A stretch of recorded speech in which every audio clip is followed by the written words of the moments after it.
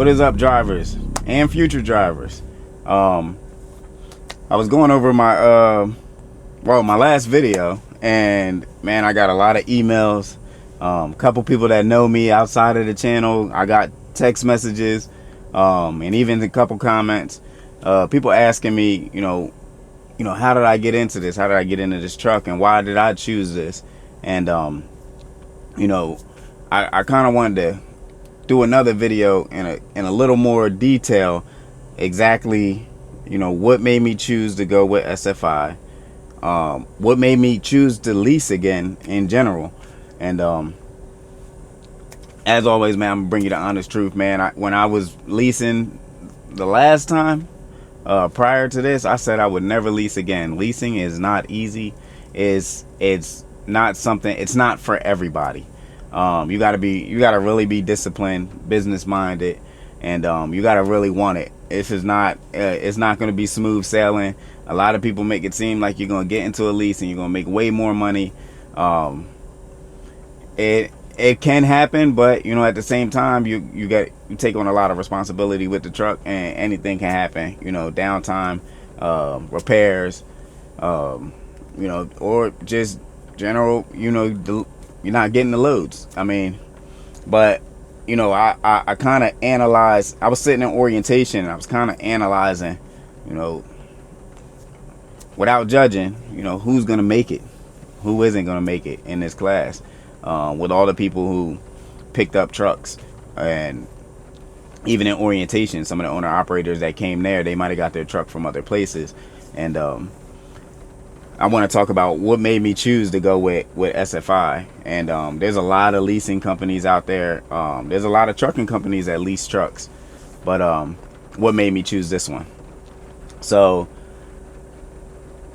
first, I want to say, let's go back on my lease prior to this one. So my lease prior to this one, it was completely different than this one. Pretty much the truck I got was an old company truck from the same company that you take on the responsibility paying for. They plan your loads, and not only were they planning my loads, I couldn't take the truck anywhere. I had to keep that truck there at that company. If it wasn't working out for me and they wasn't sending me the loads or the miles, I couldn't say, forget this, I'm gonna take the truck somewhere else to go finish paying it off. And you could, but there were so many stipulations to get in that truck somewhere else that they made it so difficult for anyone to ever be able to do it. So I know a few people that did do it, but man, by the time you get to it, you have to be towards the end of your lease. Got some thunderstorms going on now, but you had to be towards the end of your lease. You had to have pretty much 75% of the truck paid off, and then they wanted, I think it was like 20% or 30% you had to put down of that 30% you owe in order to leave with the truck somewhere else. So it was just a mess. And they kind of turned me off from leasing, and I started doing some research when I was like looking for getting another truck again. And you guys know, the ones who follow the channel, you guys know the ordeal I've been dealing with over the past couple months. And the funds just wasn't there. I mean, everything else was there, but the funds just wasn't there. So, and I know I needed a truck badly. So, I did my research, and I came across a couple companies. I came across Lone Mountain, SFI. I think the other one's called like TAC or something like that. But what made me choose SFI? Lone Mountain, of course, really good company. They do leasing, they do financing, they do a lot of different things, to suit your needs to get you into a truck. But they require a much bigger down payment in order to get into a truck. The other ones were, pretty much no down payment. They could defer your down payment. They can work with you on the down payment to get you into a truck, as long as there's a couple things on this checklist. I wrote them down this time because in my last video I was kind of rushing through it, and I skipped a couple steps that needs to be done in order to pick up one of SFI's trucks. So what made me choose SFI was because I wanted I wanted to be able to have freedom to choose my, my destiny, how I run, where I want to run, how much money I'm going to make. It would all be on me. And SFI pretty much gives you that opportunity to take your truck anywhere you want to any company. And if you're at a company and it's not working out, you can take your truck to another company. They don't mind as long as your payments are being made. So that was one of the reasons that I was like, okay, SFI is looking really good to me. So the next thing that I noticed, I had to pick a company. And that's where I was like, hey man, it was between 3 companies that I was choosing from where I was going to take my truck. It was either Landstar, Mercer, or JB Hunt. And they all had some really some things I liked about them and some things I didn't like. Landstar, I think they were paying a little bit more percentage on the load, but I haven't been seeing Landstar's trucks around lately, and it kind of scared me, I say, away from going to Landstar. I remember when I first started, man, every other truck on the road was a Landstar trailer pulling. They were everywhere, but I haven't been seeing them as much. So that was one of the reasons I didn't go Landstar. Then there was Mercer. What I liked about Mercer is when you pick up a load, you get half of the payment for that load up front, and when you deliver, you get the other half. So it was like you'll never be broke, because as soon as you pick up a load or you get to that destination and hit arrive, you're getting half your money. So that was one I was looking at, but Mercer is not as big as JB Hunt, and that's what made me choose JB Hunt. JB Hunt it's a big company. I think they're the 3rd largest besides FedEx and UPS trucking company. So correct me if I'm wrong, but I know they're up there and within the top 5 largest companies. So company that big, they gotta have the freight. That's what made me choose JB Hunt. And also they have a load board where I can go on my phone and just pick. Just now I picked up a load from Atlanta after my orientation. I delivered in Charlotte, North Carolina. I'm in Charlotte now, picking up my next load going to Texas. I picked those loads, and the only reason I'm going home because I want to get my things for the truck. I'm gonna get my fridge. My truck came with a fridge. I want to get my microwave, my little amenities that I keep in my truck all the time, and they're all at the house. So told the wife I'll be home. I'm picking up my stuff. I'll probably stay the night there. I'm gonna pick up another load. I got another one I picked myself and said I'm gonna go to Georgia, and once I go to Georgia, I got another load bringing me right back to the house so I can be home for the 4th and spend time with the family and go see the fireworks with the kids. So these were a lot of things that I really like about the company, that I get to pick what I want to do. But without further ado, and without me dragging this out too long, I just really wanted to give you guys some insight of why I chose to go SFI. As always, if this is something that you want to do, I'm not pressuring anybody to do what I do, because like I said, it's not for everybody. But if this is something that you feel like you have if you have, let's say, the hustle, if you have the hustle to do something like this, and you're not scared of a little bit of paperwork, then I will put information down below, man. Like I said, I shout my boy Micah out. He made this all possible. The one thing I like about SFI is when you're getting your truck, you get assigned to AA. That's pretty much the person you'll work with throughout the whole process. It's not like you're calling in to find out what you need and they're sending you to a different person, and this person doesn't know what's going on, and it's just a bunch of confusion. You deal with the first person you deal with is the person you'll deal with throughout the entire process. And that person for me was Micah, and Micah made it complete.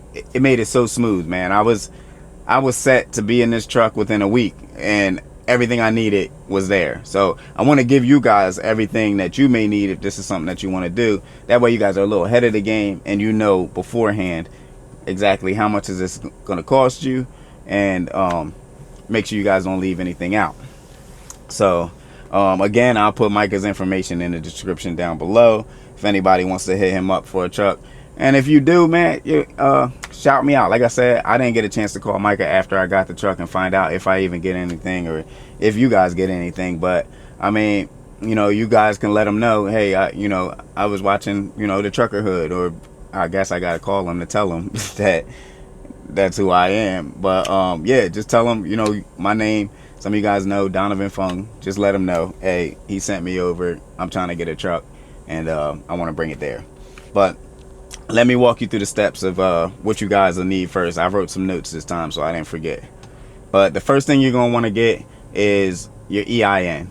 I got my EIN through LegalZoom because they pretty much do everything. You tell them what you're trying to do, and they'll tell you everything you need. That way you're completely legal and you have everything you need to get started. I went through LegalZoom. I think the whole thing cost me about, I think I paid close to 600. It was more like 550 around there for everything. They do your article organization. Now mind you, I was in a rush, so I needed my article organization fast. I think it takes I think it regularly takes about 3 weeks, but I had mine expedited because I had a couple. It was crunch time. It was towards the end, and I needed to hurry up. So I had mine expedited. They were able to get it to me in 3 days. It cost me an extra $100. So you may be looking around like 400, 430, something like that, in order to get your EIN. And make sure you tell them you need your article of organization. So that way they'll file with the Secretary of State and make sure that everything that you need is legit. The next thing you want to do is choose your company. Like I said, I chose JB Hunt just because of, my personal reasons and preference. But you guys can choose whatever company you want to go to. It doesn't really matter to SFI. You can go anywhere you want with your truck. Or if you want to get your own authority and buy a trailer, that's something you can do too. SFI does not care how you run your business or what you want to do with it, as long as their payment is made, and you'll be good with a truck. So next thing you're going to need is that letter of intent from the company. And you just call the company that you want to run for. Let them know, hey, I'm thinking of getting a truck from SFI. I want to do the pre-employment process and just get my letter of intent to hire. Once that's done, they'll give you a letter of intent. They'll send it over to SFI, or they'll send it to you to give to the SFI, and then you can just let SFI know, hey, I got this letter of intent. I'm ready to start the process on getting a truck. The next thing you're gonna need is, of course, the down payment. Like I said, the down payment can be deferred.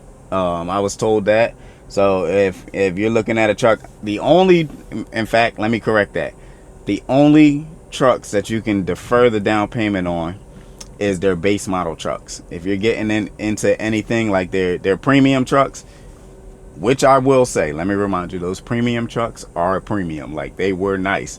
Leather seats all around, table in the back, fridge, microwave, everything you can think of. It's fully loaded, so it had everything. But I didn't need that for my business. I want to get these payments over with and start running. So the only trucks you can't defer the down payment on is those premium trucks, but you can defer the down payment, and they'll take out I think he said $50 a week, and that will come out of your settlements when whatever company you're at.